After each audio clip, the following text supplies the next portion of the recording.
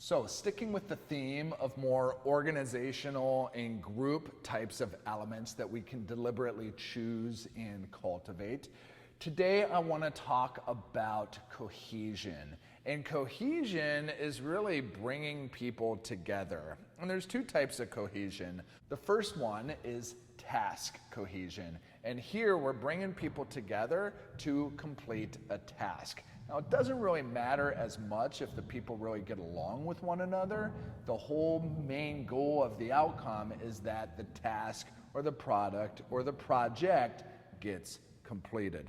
The second type of cohesion is social cohesion. And social cohesion is where we really want to bring people together to help one another like each other, to get along, to play nice, and have everybody all be puppy dogs and rainbows when they're interacting with one another. Now, the hope from a cohesion standpoint is that we bring people together that enjoy one another and are able to complete tasks successfully.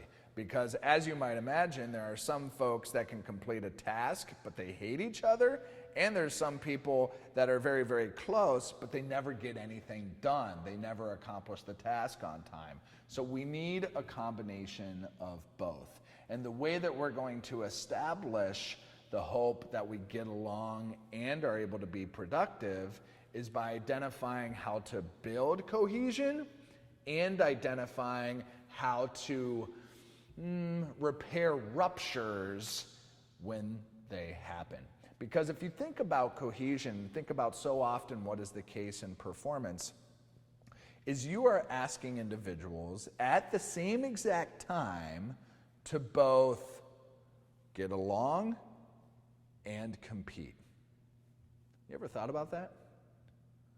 So you're asking people, in some cases, right when they form in a group, to instantly get along and instantly compete with one another.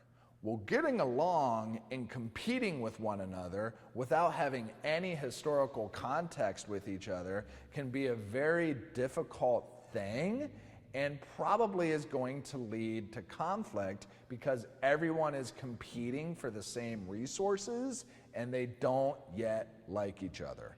So if you wing this and are not deliberate about building cohesion in your team, you're really going to miss the mark and you're going to have a lot of challenges down the road.